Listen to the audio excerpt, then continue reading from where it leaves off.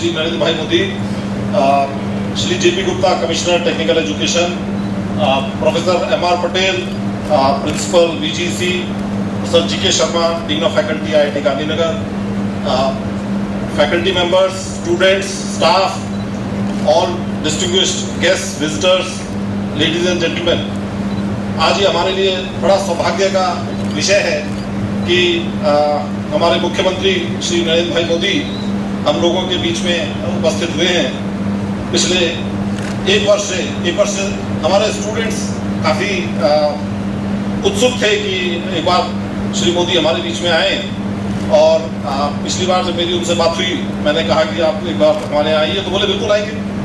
और इस बार जब हमारे यहाँ से रिक्वेस्ट गई तो हमारा ये बड़ा सौभाग्य है कि उन्होंने बहुत ही आसानी से हम लोगों को यहाँ आने का एग्रीमेंट किया। हमारा इस संस्थान अभी 3 साल पुराना हो गया है और मई में पहला बैच हमारे स्टूडेंट्स का निकलेगा। मैंने इनोवेशन किए, और जैसा कि गुजरात की ज़मीन मशहूर है इनोवेशन करने के लिए, हमारा ये विश्वास है कि हमारी ये आईआईटी आज बाकी सभी आईआईटी से प्रयोग करने में काफ़ी आगे है, और इस बारे में काफ़ी चर्चा भी होती रही है। और हम मुख्यमंत्री जी को ये आश्वासन देना चाहते हैं कि अगले 5-10 सालों में जिस दिशा में हम जा रहे हैं, जिस दिशा में हमारे छात्र जा रहे हैं, हमारे फैकल्टी जा रहे हैं, उस सबको देखते हुए अगले 5-10 सालों में ये आईआईटी बाकी आईआईटी से सबसे आगे होगी और विदेशों में, देशों में हमारा नाम होगा। इन सब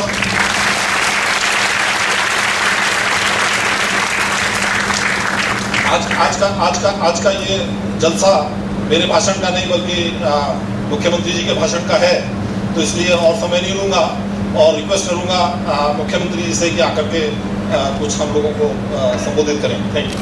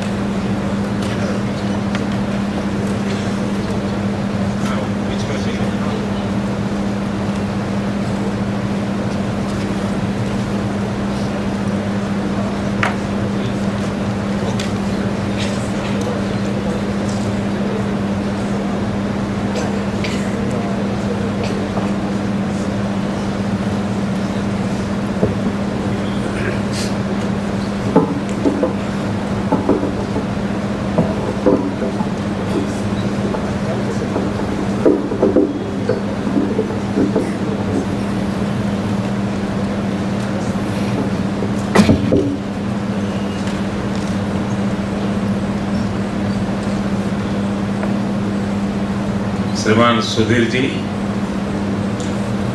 मंचस्थ सभी महानुभाव, नौजवान दोस्तों,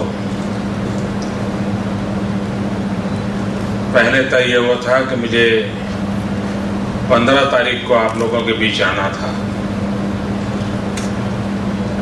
लेकिन बाद में मुझे एक जयपुर का कार्यक्रम बन गया और मैंने अपने हाथ ऊपर कर दिए। तो आपकी टीम के लीडर मेरे गले पड़ गए कि साहब हम डेट बदलते हैं लेकिन आप आइए जरूर, और उनका उत्साह और इतने वो लगन से आग्रह कर रहे थे कि मैं मना नहीं कर पाया, और उसके कारण आप सबके बीच एक दिन पहले आ गया।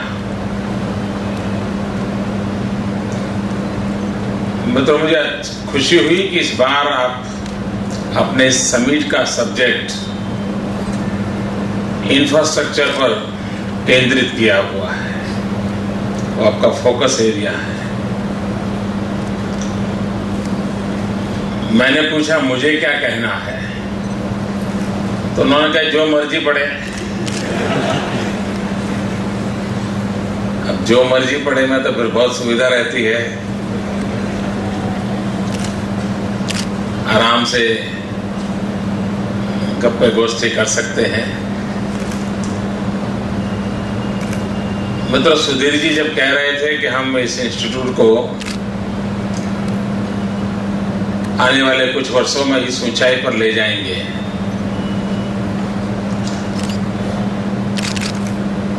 तो मेरे मन में विचार आता था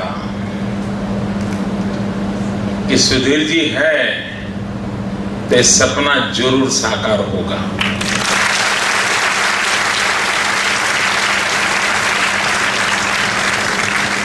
और आज भी इतने कम समय में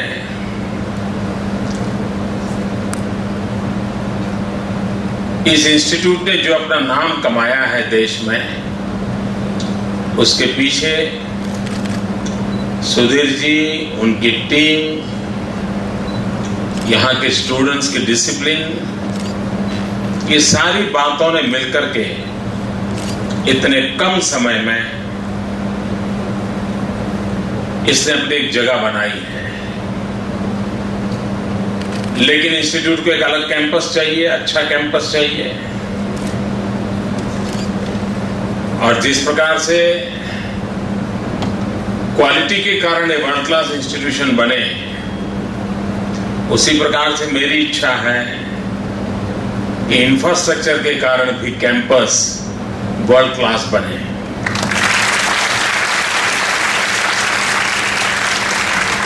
तो आप जिस इंफ्रास्ट्रक्चर की चर्चा शुरू कर रहे हो, उसका आरंभ मैं आईआईटी के कैंपस से कर रहा हूं।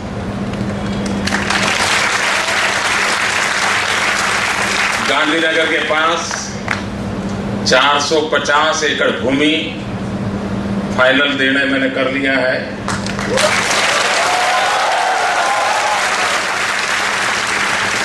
और आपको मालूम है यहां भूमि के दाम कितने हैं?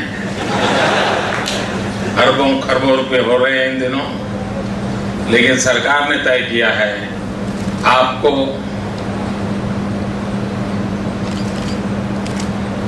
चलेगा ना, सिर्फ 1 रुपये में किराए से दे देंगे। 99 ईयर के लीज पर। और इसलिए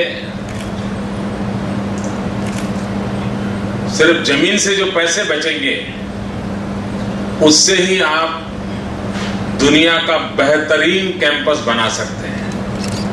अभी आप पर है, और मैं तो चाहूं कि आपकी सभी आईआईटीज के लोग अपने अपने इंस्टीट्यूट की तरफ से एक बढ़िया डिजाइन भेजें, यहाँ कंपटीशन हो, और फिर एक वर्ल्ड क्लास कैंपस क्यों न बने, आप ही के पार्टिसिपेशन से बने, तो एक बहुत बड़ा काम गुजरात की धरती पर सुधीर जी के नेतृत्व में हम संपन्न कर पाएंगे, मुझे भरोसा है। दोस्तों, आप लोगों ने कोरिया के डेवलपमेंट के संबंध में शायद पढ़ा होगा। साउथ कोरिया, उसकी पॉपुलेशन, उसकी ज्योग्राफिकल एरिया करीब करीब गुजरात जैसा ही है। काफी बातों में गुजरात से मिलता जुलता वहां का प्रोग्रेस है। अब एक जमाना था जब वो थर्ड वर्ल्ड कंट्रीज का हिस्सा था, गरीब देशों के पैकी एक था। बहुत कम समय में कोरिया समृद्ध देशों के स्थान पर पहुंच गया। और जो लोग कोरिया का अध्ययन करते हैं, वे जो बताते हैं, और उस पर किताबें भी लिखी गई हैं,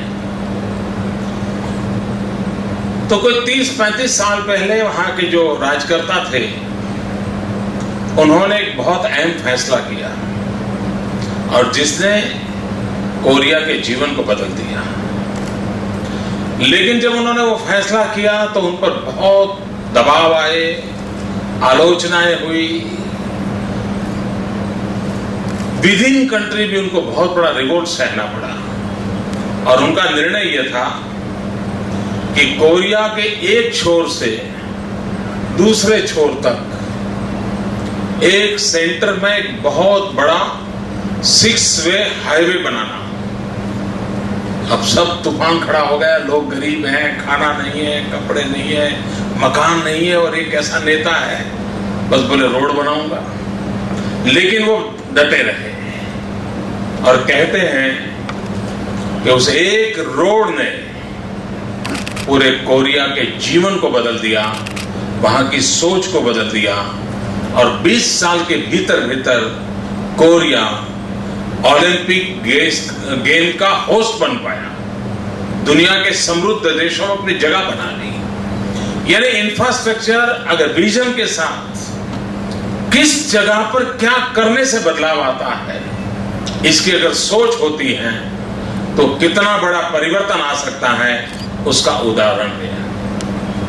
कैनेडी का एक वाक्य बड़ा प्रसिद्ध है। जॉन एफ कैनेडी ने कहा था कि संपत्ति नहीं है जो रोड बनाती है, ये रोड है जो संपत्ति बनाते हैं।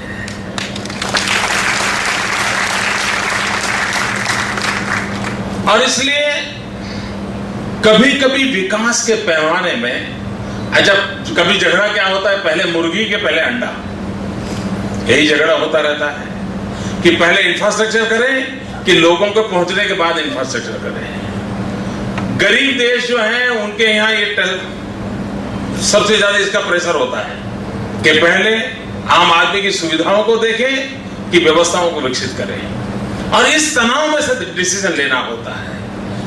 और जो इस डिसीजन का लेने का सामर्थ्य रखते हैं वो स्थितियों को बदल देते हैं, जो सामर्थ्य नहीं रखते हैं वो स्थितियों को फॉलो करते रहते हैं, और स्थितियां, परिस्थितियां, मुसीबतें उनके आगे 2 कदम आगे खड़ी हो जाती हैं। और इसलिए इंफ्रास्ट्रक्चर के प्रति एक जागरूकता से काम लेना पड़ता है। कोई एक जमाना था हमारे देश में इंफ्रास्ट्रक्चर का मतलब क्या होता था, रोड्स अच्छे, रेलवे ठीक, कुछ एमिनिटीज की जरूरत रहती है, ड्रेनेज है, टिकना है, फलाना वो ठीक ठाक, कहीं थोड़ा और समृद्धि है तो जरा एयरपोर्ट हो जाए, इसी के अगल बगल में हम सोचते थे। आज से 10-15 साल पहले वो सोच ठीक होगी, आज वक्त बदल चुका है, और इसलिए हमें नेक्स्ट जनरेशन इंफ्रास्ट्रक्चर के बेस को पकड़ना पड़ता है, सोचना उसके आधार पर पड़ता है। अगर मानव संस्कृति के विकास की ओर नजर करें तो एक बात साफ आती है कि मानव संस्कृति का विकास युगों तक जहां नदी बहती थी वहीं पर मानव संस्कृति का विकास होता था। उसी के इर्द गिर्द सारी जीवन व्यवस्थाएं विकसित होती थी, और उसका जीवन का मुख्य बिंदु रहता था पानी। अगर पानी है तो बाकी दुनिया खड़ी की जा सकती है। ये मूलभूत सोच से सारी मानव संस्कृति का विकास जल से निकट रहा है। ये सदियों और दुनिया के सभी देशों की एक कॉमन पैटर्न रही है। बाद में वक्त बदला, वक्त बदलने के बाद आपने देखा होगा कि दुनिया के अंदर, न सिर्फ हिंदुस्तान, विकास वहां हुए जहां से हाईवेज गुजरते थे। मंदिर भी पहले लोग हिल पे बनाते थे, वक्त बदल गया, अब मंदिर भी हाईवे पर बनाते हैं, क्योंकि भक्त भी क्लाइंट बन गया है। तो सोच कैसे बदलती है आप देख सकते हैं कि हाईवेज के ऊपर जीवन अब बसने लगा है। कहीं पर भी देखिए, यहां रिंग रोड बनने वाला है, पता चलते ही रिंग रोड के अगल बगल में, रिंग रोड पूरा होने से पहले डेवलपमेंट हो जाता है। तो दूसरा फेज वो आया कि जहां से रास्ते गुजरते हैं वहां जन जमावड़ा शुरू हो जाता है। अब वक्त बदला है दोस्तों। आने वाले युग में मैं देख रहा हूं निकट भविष्य में कि मानव विकास वहां होगा जहां से ऑप्टिकल फाइबर गुजरता है। ये वक्त बदलने वाला है। पूरी मानव संस्कृति का विकास इस इंफ्रास्ट्रक्चर के साथ जुड़ने वाला है, जिसमें कम्युनिकेशन है, जिसमें टेक्नोलॉजी है, जिसमें स्पेस के साथ उसका कनेक्टिविटी है। ये दुनिया बदलने वाली है, और इसलिए हम जब नेक्स्ट जनरेशन डेवलपमेंट की सोचते हैं तो हमें उस मूड से सोचना पड़ेगा। मित्र, गुजरात एक राज्य ऐसा है जिसने अपने इंफ्रास्ट्रक्चर की सारी व्यवस्थाओं को एक नया मोड़ दिया है, और ये 10 साल के भीतर दिया है। कभी कभी हम इंफ्रास्ट्रक्चर की बात करते हैं, अगर उसको क्वालिटी ऑफ लाइफ के साथ जोड़ करके देखें तो कैसा देखा जाए। मित्रों, आप में से कई लोग गुजरात के ही हैं, काफी मात्रा में मित्र बाहर से आए होंगे। बाहर सब ने सुना होगा कि गुजरात बहुत समृद्ध है, गुजरात बहुत विकसित है, ये सब सुना होगा। लेकिन 2001 में जब मैं इस जिम्मेवारी पर आया, आज से 10 साल पहले, तब मेरे राज्य में there were only 4% houses, 4% घर ऐसे थे जहां पर ड्रिंकिंग वाटर का टैप कनेक्टिविटी घर में थी। ओनली 4%। बाकी 96% लोगों को बाहर से पानी लाना पड़ता था उनके। अब इसका मतलब वो इंफ्रास्ट्रक्चर नहीं था। मित्रों, 10 साल के भीतर उस क्वालिटी ऑफ लाइफ में चेंज लाने का परिणाम ये हुआ है विद इन 10 years, यानी गुजरात के 40 साल के इतिहास में 4%, and in this 10 year 76% family ऐसे हैं जिनको घर में पानी टैप से मिलता है, टैप वाटर से मिलता है। मैं इंफ्रास्ट्रक्चर के इस लेवल से अगर बात शुरू करता हूं, क्वालिटी ऑफ लाइफ में चेंज लाने के लिए वो कैसे परिवर्तन करता है। 2001 में जब मैं आया तो लोग मुझे कहते थे कि मोदी जी आप आए हैं, अच्छी बात है, लेकिन ये काम कर पाओगे क्या? तब तो मैंने शपथ भी नहीं ली थी, मेरा अभी मुख्यमंत्री पद का शपथ बाकी था। मीडिया वालों ने मुझे 1 हफ्ते पहले मुख्यमंत्री बना दिया था, हेडलाइन छप गई थी, ये बन जाएंगे, ये बन जाएंगे। तो फिर लोग भी मिलने जुलने आना शुरू हो गए। वो मेरे से एक मांग कर रहे थे, मोदी जी कम से कम शाम को खाना खाते समय बिजली मिले, ऐसा तो करो। हमें शाम को भोजन के समय बिजली नहीं मिलती। 10वीं के एग्जाम हो, बच्चों को पढ़ना है, बिजली मिले, ऐसा करो। मां बीमार है, पंखा नहीं चल रहा है, पंखा चले, ऐसा करो। वो दिन थे 2001 में। अगर क्वालिटी ऑफ लाइफ में चेंज लाना है, हमने तय किया अगर शहर को बिजली मिलती है, गांव को क्यों न मिला। और उसका परिणाम यह हुआ कि विद इन 3 years 1000 डे का एक प्रोग्राम बनाया, और उस 1000 डे के अंदर पूरे गुजरात में हर गांव में 24 आवर 3 फेज अनइंटरप्टेड बिजली आज अवेलेबल है।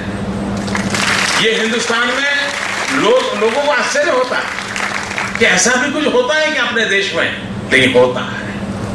आज गुजरात का कोई गांव ऐसा नहीं है कि जहां पर 24 घंटे बिजली प्राप्त न होती है। और ये क्वालिटी ऑफ लाइफ में कैसा चेंज आया।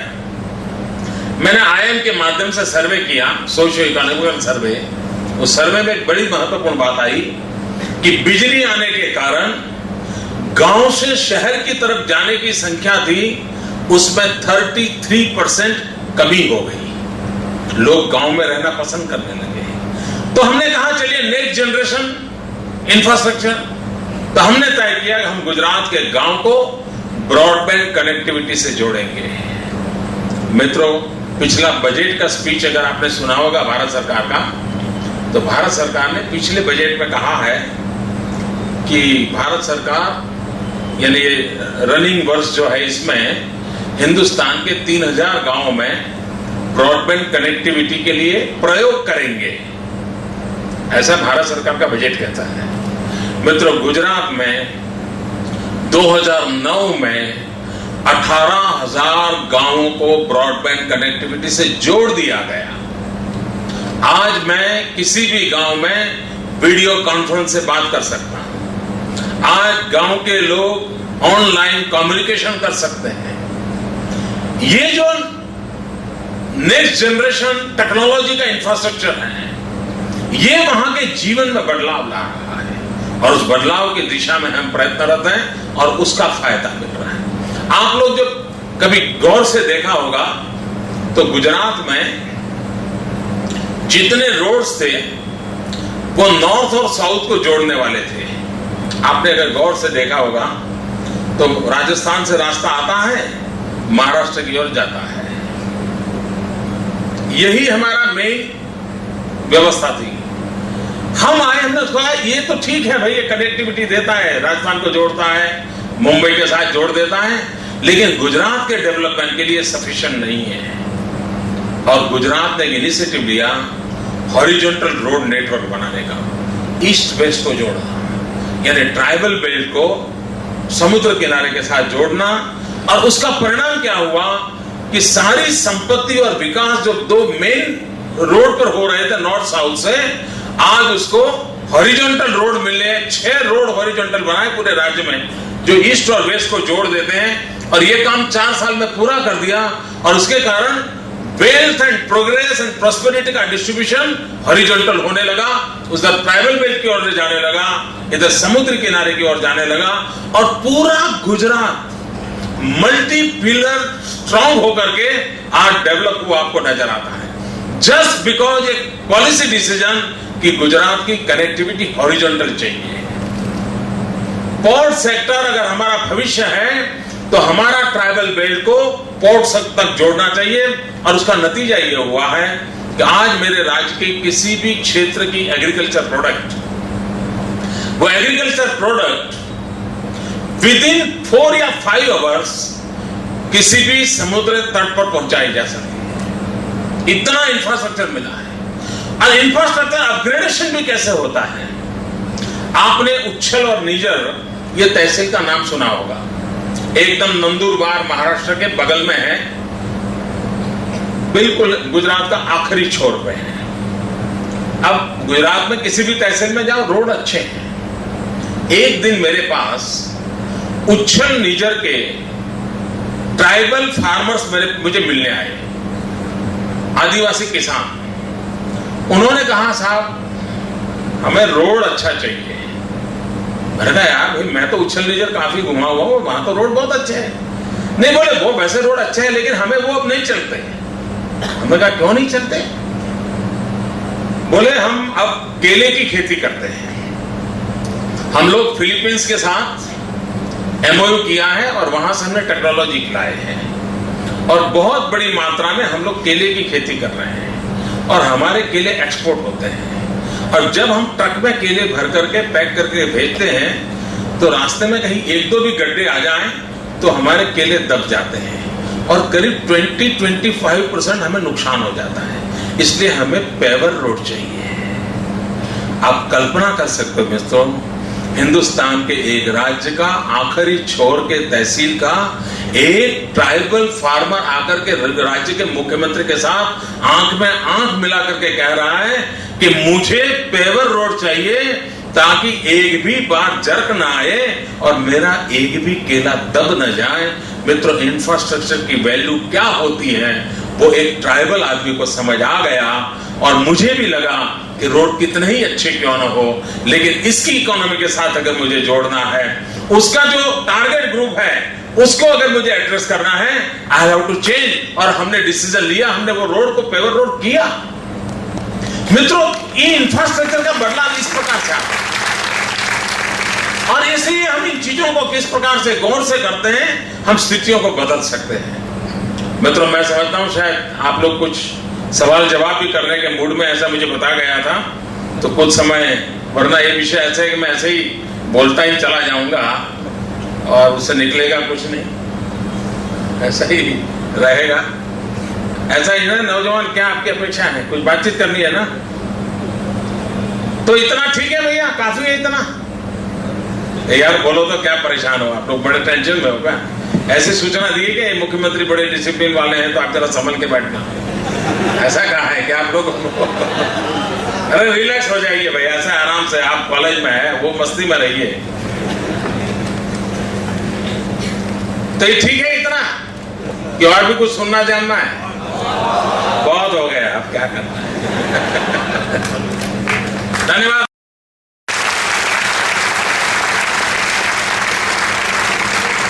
धन्यवाद सर आपके अमूल्य शब्दों के लिए।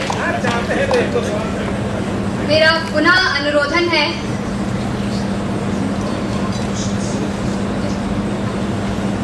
श्रोताओं से निवेदन है, अगर किसी के मन में कोई प्रश्न है तो वो पूछ सकते हैं।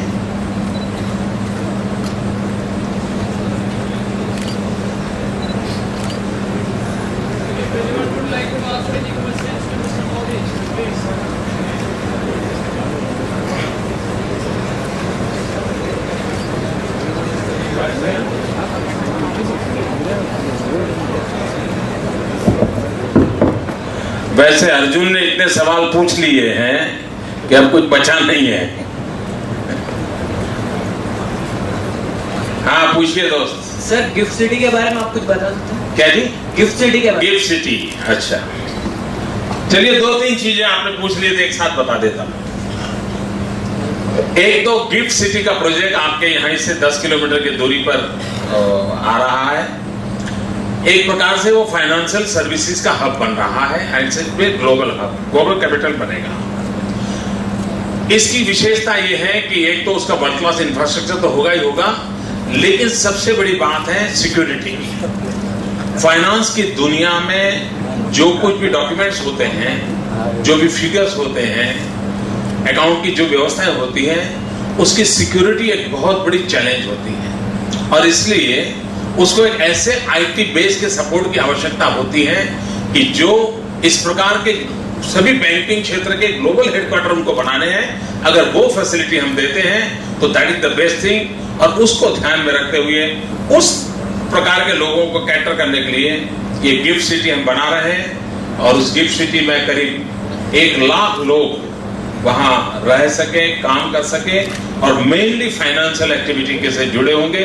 उस दिशा में हम काम कर रहे हैं। दुनिया के कई कंपनियां उसके साथ पार्टनर बनी है और ऑलरेडी उसका काम आगे बढ़ रहा है। उसी प्रकार से एक महत्वपूर्ण काम हो रहा है, आपने पूछा नहीं लेकिन मैं बता रहा हूं, दिल्ली मुंबई इंडस्ट्रियल कॉरिडोर। दिल्ली से मुंबई तक एक डेडिकेटेड फ्रेट कॉरिडोर बन रहा है जो मेनली नॉर्थ को बंदरों से जोड़ने का काम करेगा। जो इंपोर्टेड मटेरियल होगा वो उस ट्रेन के रूट से वहां जाएगा और जो एक्सपोर्ट करने वाला मटेरियल है वो वहां से यहां आएगा। इसमें 40% एरिया गुजरात का आता है। इसके कारण एक बहुत बड़ा आर्थिक क्षेत्र में एक बहुत बड़ा बदलाव आने वाला है। ऑलरेडी उसका काम चल रहा है, जापान के साथ कोलैबोरेशन करके कर रहे हैं और गुजरात उसमें काफी कुछ आगे बढ़ चुका है, तो एक उस दिशा में काम चल रहा है। उसी प्रकार से एक काम हो रहा है SIR, स्पेशल इन्वेस्टमेंट रीजन्स। अब जैसे यहां से 80 किलोमीटर दूर धौलेरा है, दुनिया का सबसे बड़ा प्लांट सिटी बन रहा है, दुनिया का सबसे बड़ा। सांघाई जो बना है उससे ये डबल है। अब पूरा सिंगापुर का जो साइज है इससे करीब 1.25 गुना है और ये यहां नया आकार ले रहा है। ऑलरेडी उसकी जमीन आइडेंटिफाई हो गई है, वहां इंटरनेशनल एयरपोर्ट बनने के लिए सारी परमिशन हो चुके हैं। कंपनी जो उसको डेवलप करेंगे उनको कॉन्ट्रैक्ट दे दिए जा चुके हैं। अहमदाबाद से उसको मेट्रो से जोड़ा जाएगा, गांधीनगर को उसको मेट्रो से जोड़ा जाएगा, तो एक नया सिटी बन रहा है। उसी प्रकार से दुनिया का सबसे बड़ा man made sweet water lake बन रहा है यहां पर कल्पसर। ये दुनिया का सबसे बड़ा स्वीट वाटर लेक होगा और समुद्र के अंदर एक डैम जैसा बनाकर के करीब 64 किलोमीटर लंबा और उस पर यह बनाने की योजना है। उसी प्रकार से एनवायरमेंट फ्रेंडली दुनिया, आज ही मैं सुबह बनासकांठा डिस्ट्रिक्ट में था, एशिया का सबसे बड़ा सोलर पावर प्लांट का आज मैंने उद्घाटन किया, डेडिकेट किया, एशिया का सबसे बड़ा। और मित्रों, दुनिया का सबसे बड़ा सोलर कैपिटल ये गुजरात बनने जा रहा है।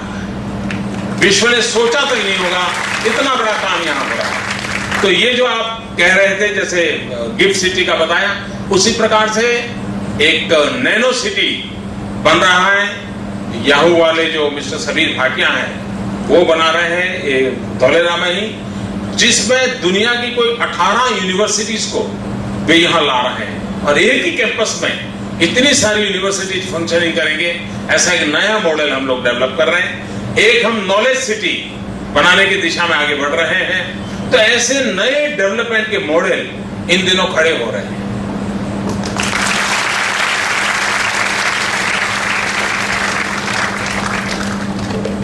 बहुत बहुत धन्यवाद सर। मेरा पुनः अनुरोधन है हमारे विशिष्ट अतिथि महोदय से कि वे अपने कर कमलों द्वारा दीप प्रज्वलन कर अमध्य 2011 का शुभारंभ करें।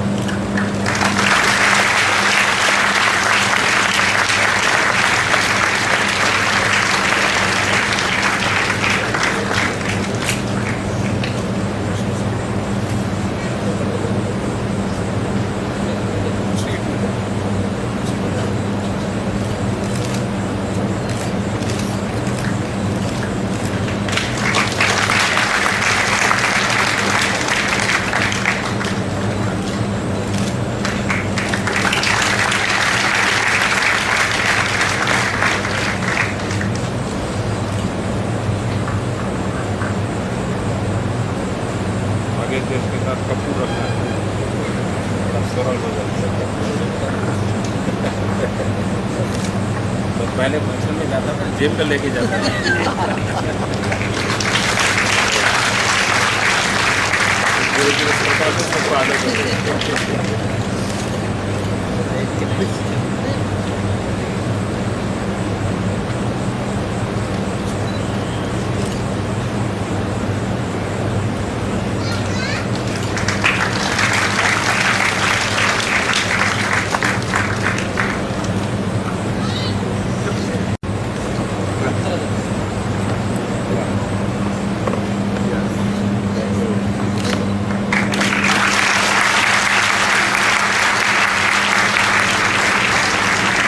आज की संध्या कि उन्होंने अपने व्यस्त समय में से कुछ पल हमारे लिए निकाले। साथ ही मैं हार्दिक धन्यवाद करती हूँ हमारे समस्त मुख्य अतिथिगणों का और बहुत बहुत शुक्रिया सभी श्रोतागणों का आज के कार्यक्रम के सफल आयोजन के लिए। इन्हीं शब्दों के साथ और भावी आशाओं के साथ मैं कंचन पटेल अपनी वाणी को यही विराम देना चाहूंगी। आज का कार्यक्रम यही समाप्त करते हैं। Thank you very much sir.